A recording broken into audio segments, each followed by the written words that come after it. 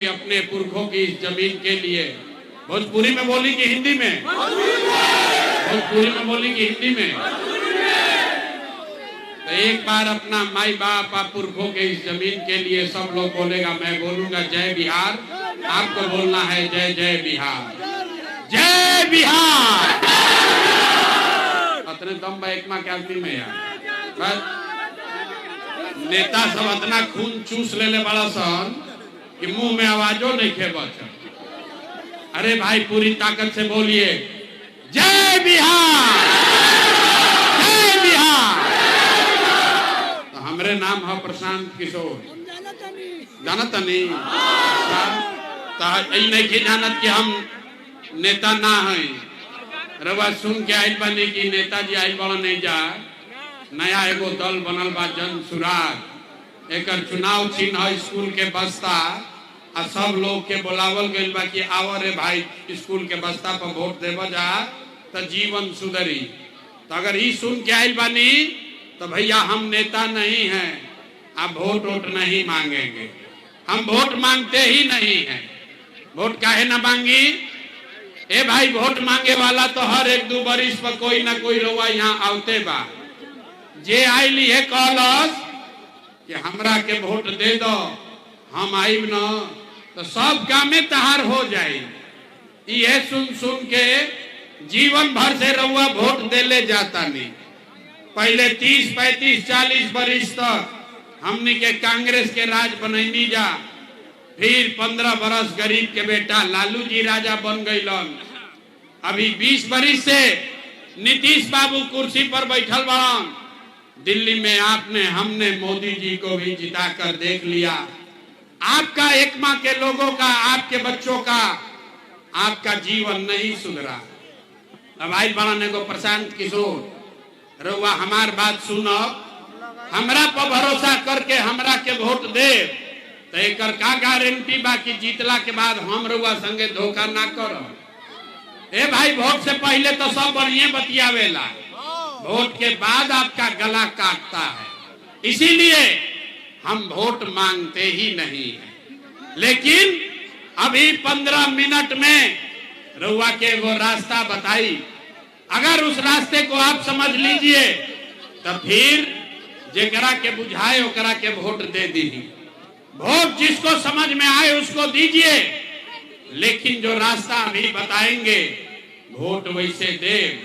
तो और कुछ हो चाहे ना, एक माह में बिहार में छपरा में रउआ राउर लइकन के बढ़िया पढ़ाई या रोजगार के व्यवस्था निश्चित तौर पर हो जाई। और अगर ना होए तो नेताजी के ना, मुखिया सांसद विधायक का नहीं, अपना बेटा अपना भाई प्रशांत किशोर का गला पकड़िएगा। तब 15 मिनट तक जेकरा जेकरा रास्ता सीखे के बाद आपस में कोई बात नहीं करेगा। अब कोई ताली नहीं बजेगा, कोई नारा भी नहीं लगेगा। आई बेना हाकत नहीं जा, बेनो नहीं के हाके के। यही गर्मी में कहतन गर्मी बा, यही गर्मी में राउर घर के सवांग, आपके घर का बच्चा 50 लाख बिहार का लड़का किसी फैक्ट्री में अपना हड्डी गला रहा है, पेट काटता है कि 6000, 8000 घरे भेजेंगे तो हमारा बाल बच्चा खाएगा। तो अगर ये गरीबी से निकले के बाद तो 15 मिनट गर्मी बर्दाश्त कीजिए। कोई आपस में बात नहीं करेगा, बिना नहीं हाँकना है। अब भाषण हो गई खत्म, अब गरीबी से निकले के रास्ता के पढ़ाई हो गई शुरू। 3 गो सवाल पूछल जाई, सब आदमी को एक एक करके हाथ उठाकर सवाल का जवाब देना है। खाली हाँ या ना बोले के बाद अभी 15 मिनट में रउआ अपना आंख के सामने दिखी कि बिहार में गरीबी का, बदहाली का कारण क्या है और इससे निकलने का रास्ता, उपाय क्या है। और जवाब देते समय सबको हाथ उठाकर बोलना है। हाथ काहे उठावे के बाद? हाथवे में सब दम बारे भाई। यही हाथ से जेकरा के बटन रउआ दबा दे वही राजा बनेगा। तो हाथ में ही सारा खेला है। तो सब आदमी जो जवाब देगा वो हाथ उठाकर बोलेगा हाँ चाहे ना। सारे लोग एक बार जरा सोच के बताइए, आपके गांव पंचायत में और कुछ हो या ना हो, आपके लिए, आपके बच्चों के लिए बढ़िया पढ़ाई रोजगार का व्यवस्था होना चाहिए कि नहीं होना चाहिए? उठावे के बाद हाथ उठाकर बोलना है, होना चाहिए कि नहीं होना चाहिए? होना चाहिए। अरे एकमा में आदमी कितना समझदार बाड़न। आप चाहे पढ़े लिखे हैं या अनपढ़, हिंदू हैं या मुसलमान, अगड़े हैं या पिछड़े, अमीर है या गरीब, महिला है या पुरुष, युवा है या बुजुर्ग, सबने कहा कि ना भैया पढ़ाई या रोजगार तो हो कहीं के चाहिए। इतना बात तो सबके बुझाता, कौनो प्रशांत किशोर के जरूरत नहीं थे।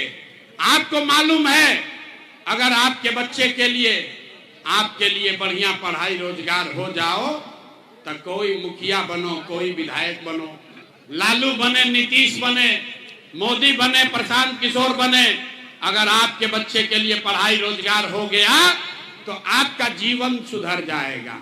अब आप देखिए, आपके बदहाली का, बर्बादी का कारण सब आदमी एक बार अपने अपने बच्चों का चेहरा याद कर लीजिए। सब आदमी अपन अपन लड़कन के चेहरा याद कर लीजा और अपने बच्चों के नाम पर एक बार ईमानदारी से बताइए, आप में से किसने जीवन में एक बार भी अपने बच्चों के पढ़ाई रोजगार के लिए वोट दिया है? देखिए कैसे बुझाता कि बिजली के करंट मर ले बा। चुप, कितना जोर से बोलनी। हाँ ए भैया, पढ़ाई या रोजगार होना चाहिए। अभी माइक दे दी ही, आधा आधा घंटा आदमी भाषण दी हन, कोई मुखिया के गरियाई, कोई लालू के, कोई नीतीश के, कोई मोदी के। अरे भाई, आपने तो अपने बच्चों के पढ़ाई रोजगार के लिए आज तक वोटे नहीं दिया, तो दूसरे को दोष क्यों देते हो? अब कोई खड़ा होके कही कि भैया एकर का गारंटी बा कि पढ़ाई रोजगार खातिर वोट दिहल जाई तो हमनी के मिली? बिहार में तो सबके वोट दे के देख लेनी जा, आज तक कुछो ना मिलल, तो एकर का गारंटी बा कि पढ़ाई रोजगार मिली? बिल्कुल इसका गारंटी है। हमसे लिख कर लीजिए, वोट जिसको देना है दे दीजिए, हमसे लिख कर लीजिए, आपके बच्चे को पढ़ाई रोजगार मिलेगा ही मिलेगा। हमारा बात पर भरोसा नहीं थे करे के, ताली मत बजाओ। हमारा बात पर भरोसा नहीं थे करे के, अपना आंख के सामने देख के जाई कि रउआ लड़का के पढ़ाई रोजगार कैसे मिली। दूसरे सवाल का जवाब दीजिए और 2 मिनट में जादू देखिए। सारे लोग सोचकर हाथ उठाकर बताएंगे, आज तक हमने के जकरा के वोट रउआ देनी, जिसको भी आपने वोट दिया, उन नेताओं ने आपका और आपके बच्चों का काम किया है कि नहीं किया है? अथवा उठा के नहीं किया तो हाथ हिलाकर बताइए, किया है कि नहीं किया है? जोर से बोलिए, किया है कि नहीं किया है? नहीं किया है। झूठ नहीं की ना बोला, पलटिया जमत भाई। अब वीडियो में रिकॉर्ड हो गई, हाथ नीचे कीजिए, जादू देखिए।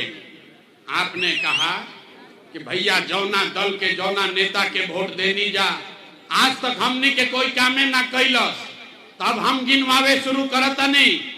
सही बात बोलेंगे तो सबको हाँ बोलना है, गलत बोलब ना बोल दे, बात खत्म होई। आंख के सामने दिखी कि लड़कन के पढ़ाई रोजगार कैसे मिली। पूरा बिहार में, एकमा में, छपरा में बहुत सारे लोगों ने 5 किलो अनाज के लालच में मोदी जी को, भाजपा को वोट दिया है। तब बिहार में चाहे जितना चोरी भ्रष्टाचार बा, 1 किलो चोरी करके 4 किलो अनाज आपको मिल रहा है कि नहीं मिल रहा है? अथवा उठा के बोले के बाद 4 किलो अनाज मिलता है कि नहीं मिला? आपने, हमने वोट दिया हिंदू मुसलमान बन के, सब हिंदू लोग कहे ए भैया हमनी के दशा कुछो होके पहले अयोध्या में राम जी के मंदिर बने के चाहिए। तो भैया एकमा में नाली गली आपके गांव में नहीं बना, स्कूल अस्पताल नहीं हुआ, फैक्ट्री नहीं लगी, आपको इंदिरा आवास नहीं मिला, लेकिन आपके वोट से अयोध्या में राम जी का मंदिर बना है कि नहीं बना है? अथवा उठा के बोले के बाद मंदिर बना है कि नहीं बना है? तो 2 बार हिलाने पर काहे बोलते हो? हाथ उठाकर बोलिए मंदिर बना है कि नहीं बना है? आपने हमने वोट दिया। कई लोग कहल ना नीतीश कुमार के वोट दिहल जाए, अब लालू मोदी के वोट ना देव, नीतीश के देव। हमने के बिहार में पानी बिजली सड़क चाहिए। लालू जी के राज में बिहार में बिजली पानी सड़क ना रहे, तो नीतीश के राज में यही भ्रष्टाचार वाले बिहार में बिजली का बिल 1000 आए चाहे 2000, घरे घरे बिजली आया है कि नहीं आया है? हाथ उठाकर बोलो। अब अंतिम बार कहते हैं तो माइक रख के चल जाए, बिजली आया है कि नहीं आया है? तो बोलते काहे नहीं हो? हैं? क्या सीखिएगा? हाथ उठाकर बोलिए बिजली आया है कि नहीं आया है?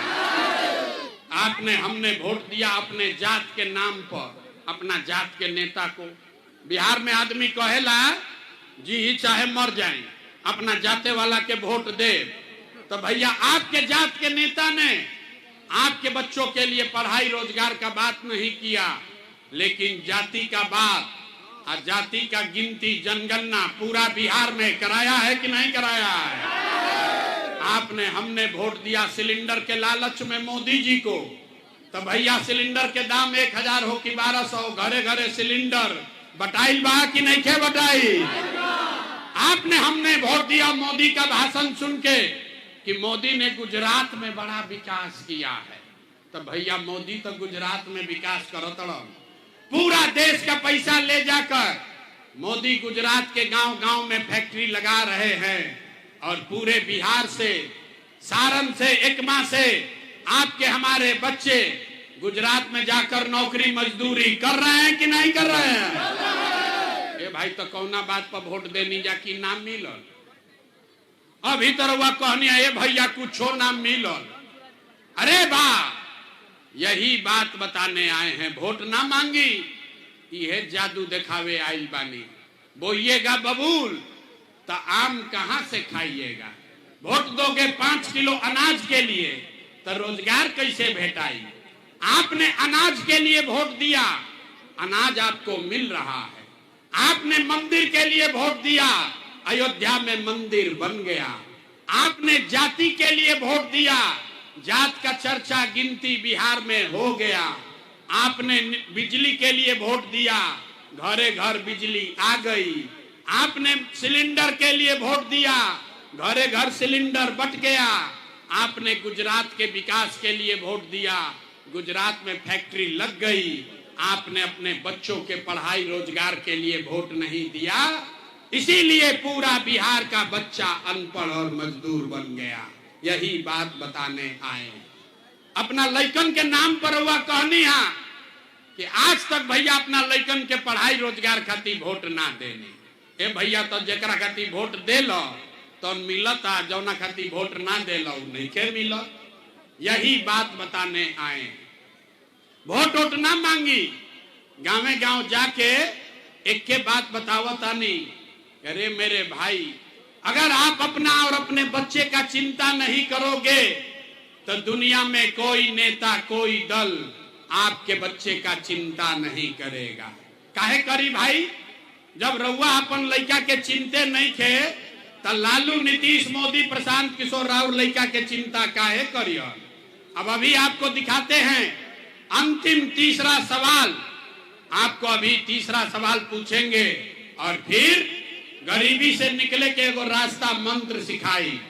सारे लोग अंतिम सवाल का जवाब दीजिए, और कुछ हो या न हो आपको अपने बच्चों की चिंता है कि नहीं है? अथवा उठाओ तब न देखेंगे। हाथ उठाइए, हाथ उठाकर बताइए अपने बच्चों की चिंता है कि नहीं है? है। सारा का सारा एकमा का आदमी झूठ बोल रहा, सब के सब झूठ बोल रहा। आप कह रहे हैं कि आपको आपके बच्चों की चिंता है। अरे मेरे भाई, हम अभी आपके यहाँ आए हैं, रास्ता में अगर 100 गो बच्चा मिला, आपके गांव जवार का अगर 100 गो लड़का मिलन, आधा से ज्यादा आपके बच्चों के शरीर पर शुद्ध कपड़ा नहीं है।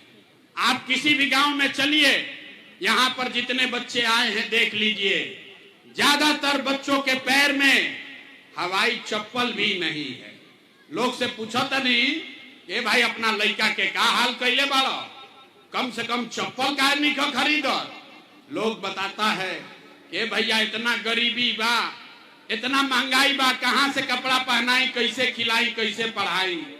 अरे मेरे भाई, जिन नेताओं ने आपके बच्चों का ये हाल कर दिया, आपका इतना दुर्दशा कर दिया कि आपके बच्चे के शरीर पर कपड़ा नहीं, पैर में चप्पल नहीं, खाने के लिए बढ़िया भोजन नहीं, आपका बच्चा बीमार पड़ता है तो दवा डॉक्टर अस्पताल नहीं, वही नेता अभी 3 महीना के बाद वह नेताजी यहाँ वोट मांगे तो जितना लोग हाथ उठाया था, सारे लोग जाति के नाम पर 500 रुपया के लालच में हिंदू मुसलमान बनकर मंदिर मस्जिद का नारा लगाकर लालू के डर से मोदी, अब मोदी के डर से लालू का बात कह के अपने ही हाथ से उस नेता को वोट दे के राजा बनाओगे। और यहाँ कहता है कि बच्चे के लिए बड़ा चिंता है।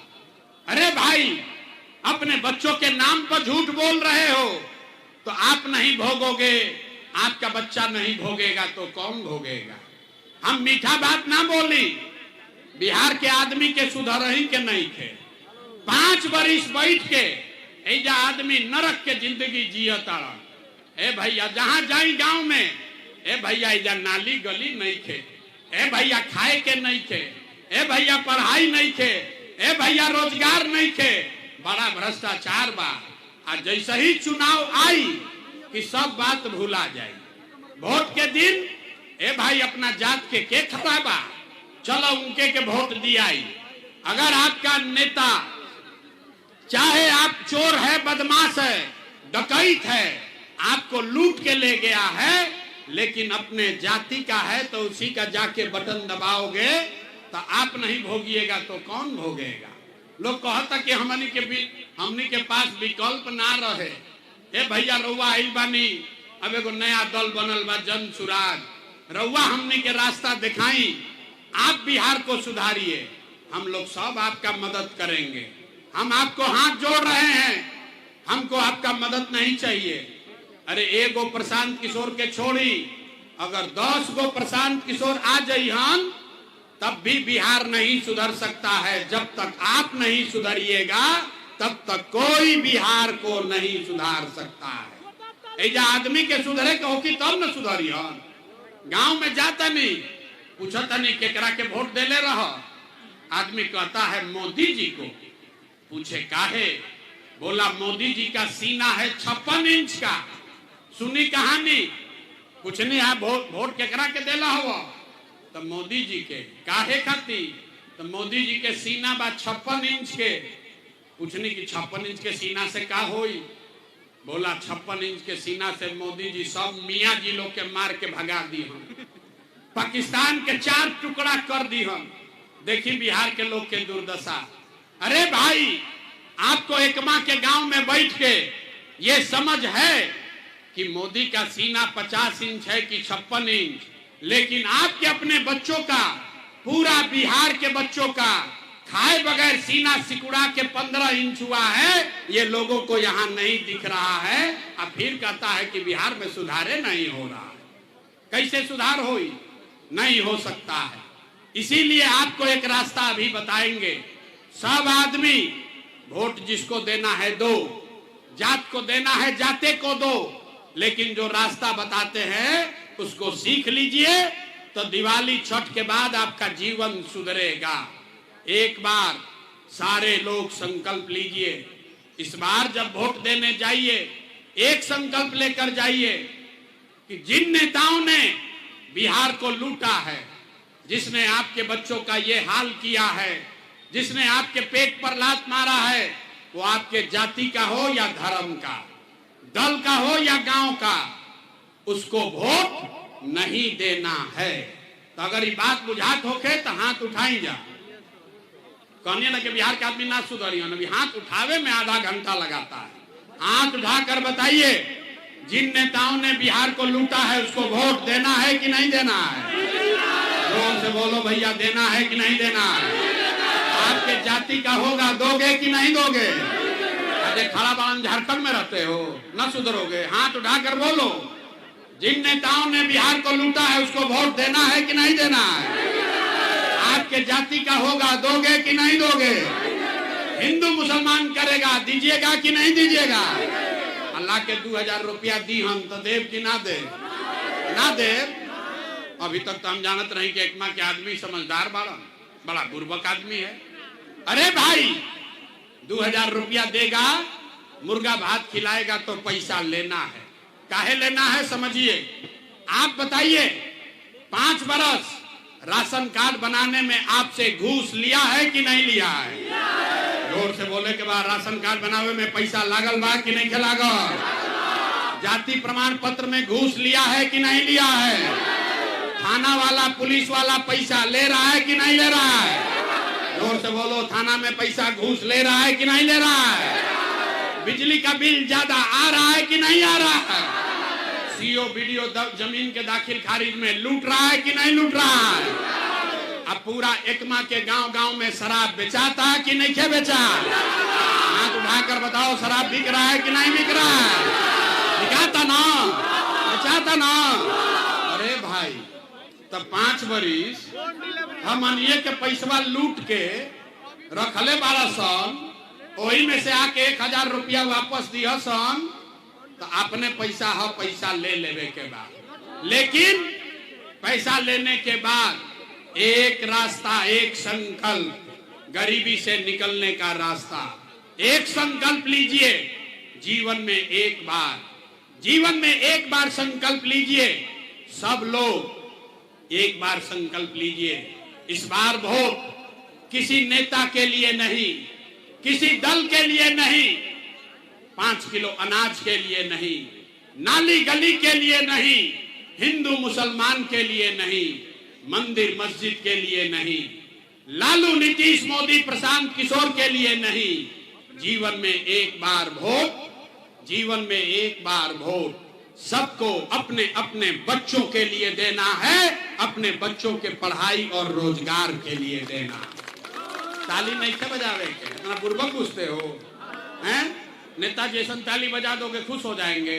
हाथ उठाइए और संकल्प लीजिए और जोर से बोलिए, अपने बच्चों के लिए वोट देना है कि नहीं देना है?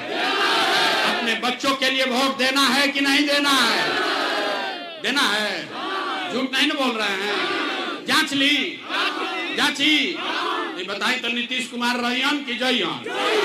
जोर से बोलो भाई, नीतीश कुमार के रखे के बाद कि हटावे के बाद? नीतीश कुमार को रखना है कि हटाना है? जोर से बोलिए, रखना है कि हटाना है? जोर से बोलो, रखना है कि हटाना है? नीतीश के रखे के बाद कि हटावे के बाद? अब मोदी आई हन आ कह दियन कि नीतीश के वोट दे दो, तो दियाई? काहे ना दियाई? अच्छा, इतना बुर्बक एजा आइल बाड़ा तो कहता ना दियाई। अभी काले मोदी आई हन तो मोदी मोदी करके जाओगे। अभी 1 मिनट में एजा तय होई कि मोदी के कहला पर वोट देवे के बाकी नहीं के देवे के। अरे पहले हाथ मत हिलाओ, पहले समझ लो। सब लोग सुनकर सोच के बताइए, वोट बिहार का तो फैक्ट्री कहाँ लगना चाहिए, बिहार में कि गुजरात में? सबके बोले के बाद सब महिला पुरुष सबको बोलना है। सवाल पहले सुन लो, वोट बिहार का तो फैक्ट्री कहाँ लगना चाहिए, बिहार में कि गुजरात में? बिहार में कि गुजरात में? बिहार में कि गुजरात में? अच्छा, तब तनी जे मोदी के वोट देले बा सब लोग बताओ, 15 बरिस में मोदी फैक्ट्री कहाँ लगैलन, बिहार में कि गुजरात में? अब देखा जे मोदी के वोट देले बा चुपाइल बा, डर के मारे अब बोलत नहीं खन। अरे भाई बोलो, हिम्मत है तो। 15 बरस में मोदी ने फैक्ट्री कहाँ लगाया, बिहार में कि गुजरात में? मोदी ने फैक्ट्री कहाँ लगाया, बिहार में कि गुजरात में? अभी भी आवाज नहीं निकलो। बिहार में कि गुजरात में? बिहार में कि गुजरात में? ये मंजूर बा? वोट लेबा बिहार में फैक्ट्री लगेबा गुजरात में, मंजूर है? मंजूर है? तो मोदी कहने पर हम लोग वोट देंगे? नहीं देंगे तो हाथ उठाइए। हाथ उठाकर बोलिए मोदी का ने वोट दोगे? जोर से बोलिए दीजिएगा मोदी कहने पर। अगर मोदी कहने पर वोट दिए तो गुजरात में लड़का मजदूरी करियन ओकर भागी रउए होई। तो मोदी काला पर वोट ना दे तो नीतीश कुमार तो गइल रयन की जइया। ए भाई रयन की जइया, सोच के बोलो रयन की जइया, रयन की जइया। हाथ उठा के टाटा बोलिए नीतीश कुमार, नीतीश कुमार रयन की जइया।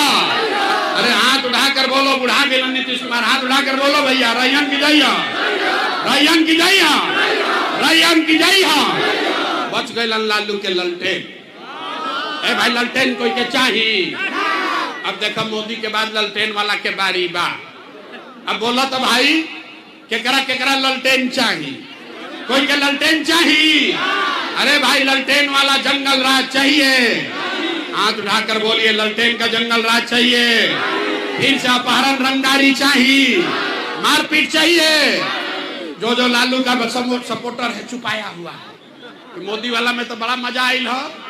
अब लालू के जो वोट देले बा मुंह ऐसे कैले बा, कहीं देख कोई मत ले हमरा के।